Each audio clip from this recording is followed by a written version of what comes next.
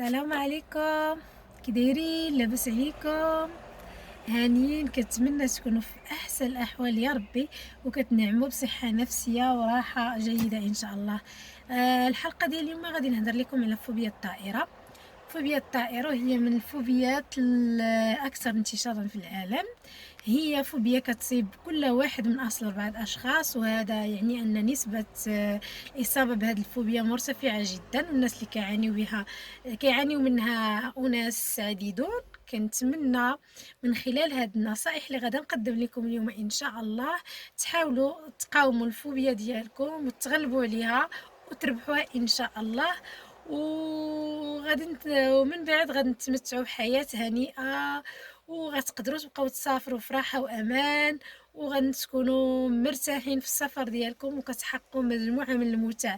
فعوض ما يكون السفر بالنسبة لكم ككابوس، سيصبح السفر بالنسبة لكم إن شاء الله بإذن الله ممتع وجميل جدا. العديد من الناس في العطلة الصيفية يتجهون إلى خارج أو داخل الوطن عن طريق الطائرة، يسافرون عن طريق الطائرة. وهذا السفر هذا يكون مزعج جدا وفي غالب الأحوال إلا كانت ساعات الطائرة، ساعات السفر، ساعات كبيرة جدا. يعني هذا الإنسان اللي كيعاني من فوبيا الطائرات كيكون عايش في واحد الكابوس نفسي، واحد الحالة نفسية يرثى. كيفاش نتغلبوا على هذه الفوبيا هذه، وكيفاش نقدروا نواجهها، وكيفاش نقدروا نقضيو عليها تماما. مهم. بالنسبة لأسباب الفوبيا كاين هناك مجموعة من الأسباب تختلف حسب حدة الفوبيا اللي عند الشخص وحسب ظروف كل شخص. كاين أسباب عديدة، أنا غادي نقول منها بعض الأسباب. أسباب أن غير بالسماع مثلا مجموعة من الأشخاص كتسمع أن واحد الطائرة مثلا في الأخبار، طائرة طاحت، طائرة تلفت، طائرة تخطفت، مجموعة من الاخبار اللي كتقول انها الطائره وفي حين ان الركاب ما تلقاوش. يعني هذا الخبر كافي ان الناس اللي كتكون عندهم واحد لا بريديسبوزيسيون، يعني واحد الاستعداد للمرض، اللي تيكون عندهم الخوف مرضي، يعني كيكونوا اكثر الناس عرضه لهذه الفوبيا هذه. يعني بمجرد السماع الانسان كتعشش في الدماغ ديالو هذه الفكره هذه، وهذه الفكره كتحول الى فكره موسوسه مهلوسه تتعيق التطور ديالو في الحياه، تتعيق التعامل ديالو بالنسبه للسفر.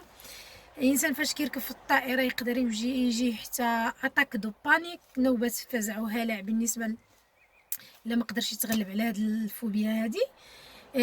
المهم وكاينين حتى اسباب جينيه وراثيه، اللي منها ان لي جينيراسيون، الاجيال قبل الاباء او الاجداد وصلوا واحد الفكره وتبرمجوا عليها الابناء ديالهم. فاش كتكون البرمجه هكا عن طريق اجيال، يعني قضاء على الفوبيا كيكون ماشي صعب، وانما كيكون مده اطول. اما الفوبيا الا كانت يلا الانسان بدا جاه تخوف مرضي لحقاش الطائره اللي ركب فيها مثلا دارت واحد الحركه مثلا في الجو اللي خلعت الركاب، اللي تحركوا الكراسه من بلاصتهم. في هذه الحاله هذه يعني تيكون العلاج سهل وبسيط، وكل ما كان الحاله جديده كل ما كيكون العلاج اسرع وانجع. المهم في جميع الحالات راه العلاج كاين، باش ما نخرعكمش، غير هو العلاج تيختلف من شخص الى اخر، والاستجابه ديال كل شخص، لان يعني كل شخص كيف ما كنعرفوا عنده تركيبه مختلفه على الاخر، كيشوف الحياه من منظور اخر. يعني حتى العلاج تيكون مختلف نسبه لهذا الشخص هذا. مهم كاينين حلول اللي يقدروا يداروا قبل الانسان ما يسافر، باش يقدر يتغلب على الفوبيا ويحاول يدوز واحد الرحله، في عوض ما تكون رحله مزعجه، كابوس مزعج، تولي رحله ممتعه. انسان قبل ما يسافر بداك 3 ايام 4 ايام حتى الاسبوع يبقى يخدم مثلا تمارين التنفس والاسترخاء، راه غادي تلقاوه في القناه ديالي. غادي يخدم على التمارين ديال التنفس، وغادي يدير حتى التفكير، يخدم على التفكير الايجابي. فحيت في التمارين ديال التنفس اللي مجربهم واللي كيطبقهم بشكل صحيح، الا لاحظتوا في التمارين ديال التنفس الانسان في هذيك الفتره تيبقاو يهبطوا ليه بزاف ديال الافكار للدماغ ديالو. هذيك الافكار اللي تتبقى تجيك في الدماغ ديالك في ذاك الحين الا قدرتي تتحكم فيها وتبرمجها بافكار ايجابيه، غادي تقدر تغلب على الفوبيا ديالك. ولكن ماشي مشكل، شويه بشويه بشويه بشويه الانسان راه تيوصل للعلاج ان شاء الله. المهم هذه من بين الحلول. من بين الحلول الاخرى ان الانسان خاصو يتمتع بنوم كافي يوم الرحله، يعني ما بين 7 و 8 ساعات. الانسان اللي كينعس ساعتين 3 سوايع تيكون اكثر عرضه انه يتعرض لضغط نفسي اكثر وكثر، لان الدماغ تيفرز هرمونات تساعد على الاكتئاب وتساعد على هذا، لان ما توفرش على واحد قدر كافي، قسط كافي من النوم.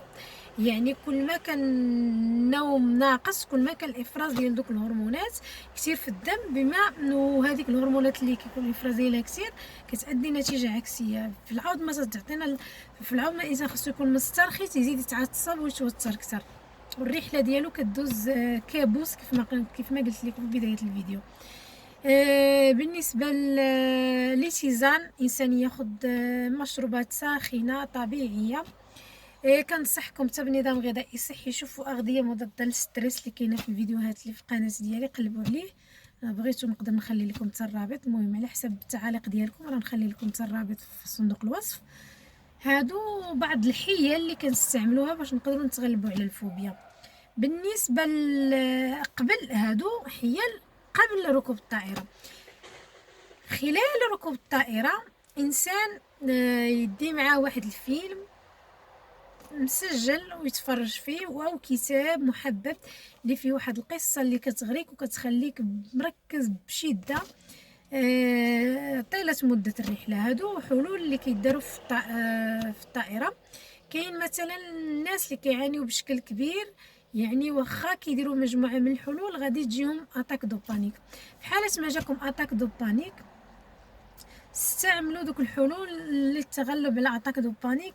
نوبه الفزع والهلع راه تلقاوها حتى هي في صندوق الوصف، غتلقاوها في رابط القناه كنهضر فيه غير على اتاك دو بانيك، كيفاش تقدر تواجهه، كيفاش تقدر تغلب عليه.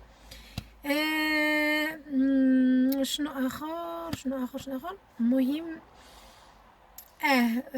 تقدروا الا ما قدرتوش نهائيا تغلبوا على هذه، طلبوا من طاقم الطائره وتقدروا تشرحوا لهم ان عندكم هذا النوع ديال الفوبيا باش يبقاو رادين معكم البال.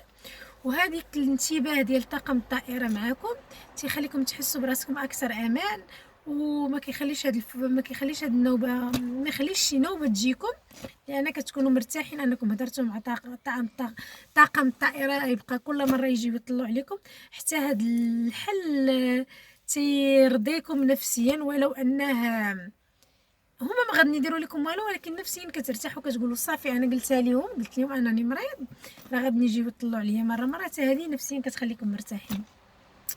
بالنسبه للناس اللي ولو يوقع ما يركبوش في الطائره، لان بالنسبه لهم صعيب بزاف، وتا الا ركبوا تيبداو يشعروا بتعرق يدين، تعرق ديال الجبين، الرجلين كتبقى تطلع معاهم سخانه، الوجه يعني تيتخنقوا ما كيبقاوش يتنفسوا. هاد الناس هادو حتى هما غيطبقوا النصائح ديال كيفاش تغلبوا على النوبه، لان هذه نوبه الفزع والهلع. كيفاش تغلبوا على نوبه الفزع والهلع؟ وتشربوا نتوما مشروبات ساخنه. ولكن الانسان حالة متفاقمة جدا جدا جدا، تنصحكم تتبعوا حصص العلاج النفسي. الحصص تتراوح ما بين حصة حتى ل10 الحصص على حسب الحالة النفسية ديال كل واحد. المهم أنا بعجالة عطيتكم نصائح اللي شاملة وشمولية، يعني ما نقدرش ندقق حالة بحالة، لأن كل إنسان والاستجابة ديالو الفوبيا والاستجابة ديالو للعلاج، لأن المرض النفسي كيف ما كتعرفوا ما يمكنش انسان عنده مثلا هاد الدواء، مريض نفسي اللي عنده هاد الدواء غادي يصلح هاد الدواء لجميع الناس. كذلك حتى الفوبيات، يعني فوبيا اللي عندك انت ماشي هي اللي عند الاخر، واخا يكون نفس السميه، يعني الحده ديالها والاعراض ديالها تختلف الحده ديالها من شخص لاخر. المهم بهذا وصلت لنهايه الفيديو. كنتمنى لكم سفر ممتع، كنتمنى لكم حياه صحيه جيده ان شاء الله. كنتمنى لكم تقضيو عطله سعيده. وبالنسبه للناس اللي عندهم فوبيات اخرى وبغوني نتحدث ليهم عليها، يخليو لي في تعاليق الفوبيا ديالهم، ولا تجمع واحد العدد ديال الاشخاص كافي. غادي ندير لكم ان شاء الله فيديو خاص بهذيك الفوبيا. ورحله جيده للجميع، والله يديكم على خير وتشوفوا الاحباب وتدوزوا عطله جيده ان شاء الله.